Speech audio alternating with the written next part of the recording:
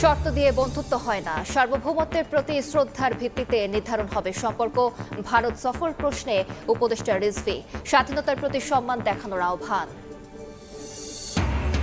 Gas সংকট মোকাবেলায় spot market থেকে 14 কার্গো এলএনজি কেনার সিদ্ধান্ত। 2 থেকে বাড়িয়ে 3 মাসের জ্বালানি মজুতের পরিকল্পনা সরকারের। একনেকে 10 প্রকল্প অনুমোদন। দুদকের ভাবমূর্তি ফিরিয়ে আনতে চায় নতুন কমিশন। চাপ মুক্ত থেকে দুর্নীতি নির্মূলে ঘোষণা নতুন চেয়ারম্যানের। স্বাধীনভাবে কাজ করার প্রত্যয়। এবং বন্ধ করা হবে দেশের সব অনিবন্ধিত কিন্ডারগার্টেন। চট্টগ্রামে গণশিক্ষা প্রতিমন্ত্রী। মনিটরিংয়ের আওতায় আসছে প্রাথমিক শিক্ষার পরিবেশ ও অবকাঠামো। জাতীয় মানবাধিকার কমিশন ও গুম সংক্রান্ত আইনের প্রস্তাবিত খসড়ায় বড় ধরনের অসঙ্গতির অভিযোগ তুলেছেন মানবাধিকার কর্মী, রাজনীতিক ও আইন বিশেষজ্ঞরা। গুমের মতো গুরুতর অপরাধের তদন্তভার অভিযুক্ত বাহিনীর হাতে রাখা উচিত নয় বলেও মনে করেন তারা।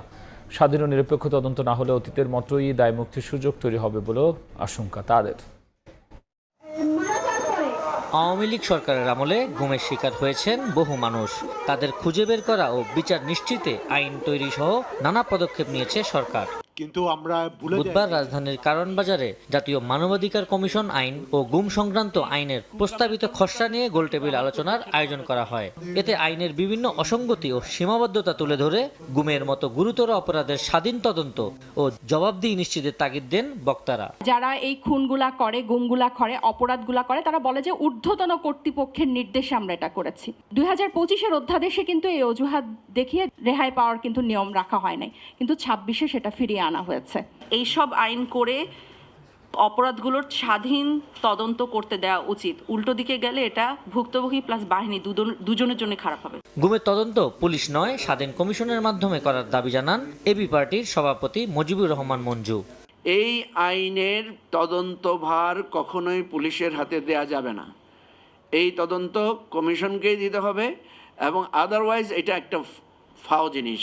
খসড়ায় তদন্তের ভার পাওয়া সংস্থার নিরপেক্ষতা নিয়ে প্রশ্ন তুলে প্রস্তাবিত আইন সংসদে পাস না করার আহ্বান জানান সাবেক চিফ প্রসিকিউটর তাজুল ইসলাম। এটিকে বিদেশিদের কারসাজি বলে অভিযোগ করেন সংসদ সদস্য ব্যারিস্টার আরমান। মূলত তদন্তের জায়গাটা আপনি বাহিনীর উপরে ছেড়ে দিচ্ছেন। যারা আসামি তারা কিভাবে তদন্ত করবে? আপনি যদি কালকে ক্ষমতায় না থাকেন, আপনার রেখে যাওয়া আইনের কাঠামো ব্যবহার করে একই গুমের প্রচলন তো আবারও হবে। ডিপ স্টেট ফ্যাসিবাদকে ফ্যাসিবাদ হতে সহযোগিতা করেছিল। সেই ডিপ স্টেট এখনো কতটুকু শক্তিশালী তার প্রমাণ এই খসড়া আইন। নিরাপত্তা বাহিনী কোনো সরকারের তোষামদ নয়, জনগণের নিরাপত্তা নিশ্চিতে কাজ করবে বলে প্রত্যাশা জানান আলোকচিত্রী শহীদুল আলম। নিরাপত্তা বাহিনী তাদেরকে আপনারা সুযোগ দেন, তাদের কাজ করতে দেন, তারা পেশাজীবী হিসেবে যা করা দরকার সেটা তারা করুক। আপনাকে সুরক্ষা দেওয়ার জন্য না, জনগণকে সুরক্ষা দেওয়ার জন্য। গুম ও মানবাধিকার লঙ্ঘনের দায় কোনো ব্যক্তি বা বাহিনী যেন এড়াতে না পারে, আইন তৈরিতে তা নিশ্চিতের তাগিদ দেন বক্তারা। মিয়ানমারের আরাকান আর্মির হাতে দীর্ঘদিন আটক থাকার পর দেশে ফিরেছেন 24 জেলে। বিজিবির মাধ্যমে তাদের দেশে ফিরিয়ে আনা হয়। ফিরে আসা জেলেদের অভিযোগ, আটকের পর অস্ত্রের মুখে নির্যাতন চালিয়ে দীর্ঘ সময় লোহার রড দিয়ে হাত পা বেঁধে রাখা হয়েছিল। স্বজনদের কাছে ফিরে এসে উচ্ছ্বসিত জেলেরা। বাংলাদেশ মিয়ানমার নাপ নদীর জলসীমায় বিজিবির প্রতিনিধি দলের কাছে দীর্ঘদিন জিম্মি থাকা 24 জেলেকে হস্তান্তর করে মিয়ানমারের বিদ্রোহী গোষ্ঠী আরাকান আর্মি। পরে ট্রলারে করে তাদের টেকনাফ জেটি ঘাটে ফিরিয়ে আনা হয়।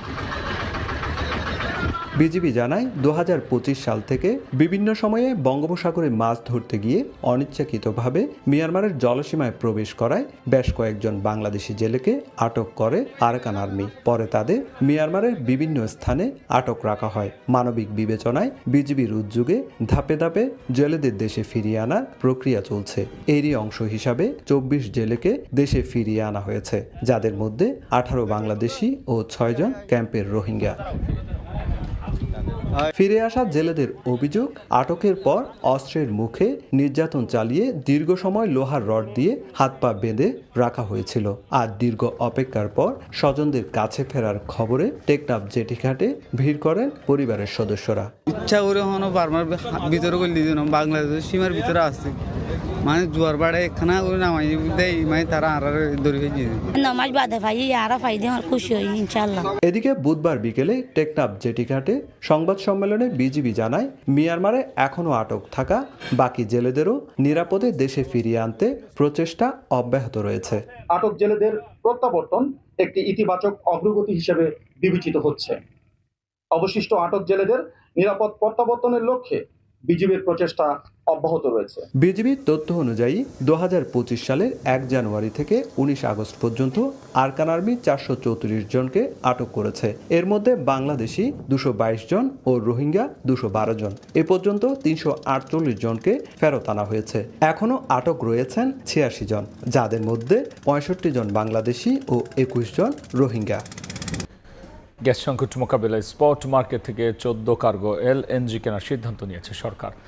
জ্বালানি তেলের মজুদ সক্ষমতা 2 মাস থেকে বাড়িয়ে 3 মাস করার পরিকল্পনা চলছে। সকালে প্রধানমন্ত্রীর সভাপতিত্বে অনুষ্ঠিত একনেক বৈঠক শেষেই তথ্য জানান পরিকল্পনা প্রতিমন্ত্রী। সভায় ঢাকা মেডিকেল কলেজ ও ছাত্রাবাস সংস্কার সহ 10টি প্রকল্প অনুমোদন দিয়েছে একনেক। সকালে শেরেবাংলা নগরে পরিকল্পনা কমিশনে বসে জাতীয় অর্থনৈতিক পরিষদের নির্বাহী কমিটি বা একনেকের সভা। প্রধানমন্ত্রী তারেক রহমানের সভাপতিত্বে এতে অংশ নেন মন্ত্রিপরিষদের সদস্যরা। 2026-27 অর্থ বছরের দ্বিতীয় একনেক সভায় উত্থাপন করা হয় 12টি প্রকল্প। নীতিগত যাচাই বাছাই শেষে 10টি প্রকল্প পায় একনেকের সবুজ সংকেত। এতে ব্যয় ধরা হয়েছে 9,333 কোটি 58 লাখ টাকা, যার মধ্যে জিওবি মানে সরকারি অর্থ ব্যয় আছে 8,488 কোটি 71 লাখ টাকা। বৈঠক শেষে পরিকল্পনা প্রতিমন্ত্রী ব্রিফিং করেন সাংবাদিকদের। জানান, ব্রিটিশ শাসনামলে প্রতিষ্ঠিত ঢাকা মেডিকেল কলেজ ও ছাত্রাবাসের সংস্কার এবং ভবন পুনর্নির্মাণের উদ্যোগ নিয়েছে সরকার। এজন্য দেয়া হয়েছে প্রয়োজনীয় বরাদ্দ। ঢাকা মেডিকেল কলেজের ব্যবহার অনুপযোগী স্থাপনাসমূহ প্রতিস্থাপন ও পুনর্নির্মাণ, এটা নতুন প্রকল্প প্রস্তাব। এই প্রস্তাবের প্রাক্কলিত ব্যয় হচ্ছে 1154 কোটি 83 লক্ষ 1,000 টাকা। এটা সম্পূর্ণ জিওবি ফান্ডে বাস্তবায়িত হবে।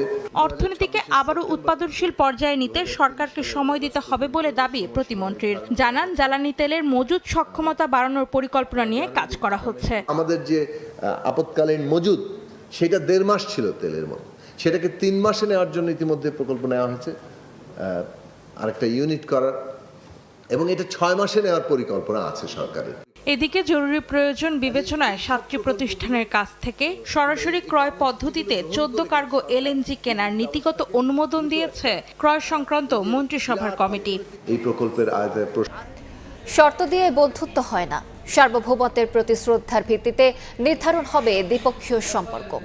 ভারত সফর নিয়ে সাংবাদিকদের প্রশ্নের জবাবে এমন মন্তব্য করেছেন বিএনপির স্থায়ী কমিটির সদস্য ও প্রধানমন্ত্রীর উপদেষ্টা রুহুল কবির রিজভী। সব বাধা মোকাবেলা করে সরকার নির্বাচনী প্রতিশ্রুতি সহ জনবান্ধব সব কর্মসূচি বাস্তবায়ন করবে বলেও জানান তিনি। জাতীয়তাবাদী স্বেচ্ছাসেবক দলের 46তম প্রতিষ্ঠা বার্ষিকী উপলক্ষে নেতাকর্মীদের নিয়ে রাজধানীর শেরেবাংলা নগরে শহীদ রাষ্ট্রপতি জিয়াউর রহমান ও সাবেক প্রধানমন্ত্রী বেগম খালেদা জিয়ার কবরে শ্রদ্ধা নিবেদন করেন বিএনপির স্থায়ী কমিটির সদস্য ও প্রধানমন্ত্রী উপদেষ্টা রুহুল কবির রিজভী আহমেদ। পুষ্পস্তবক অর্পণের পর কবর জিয়ারত করেন তারা।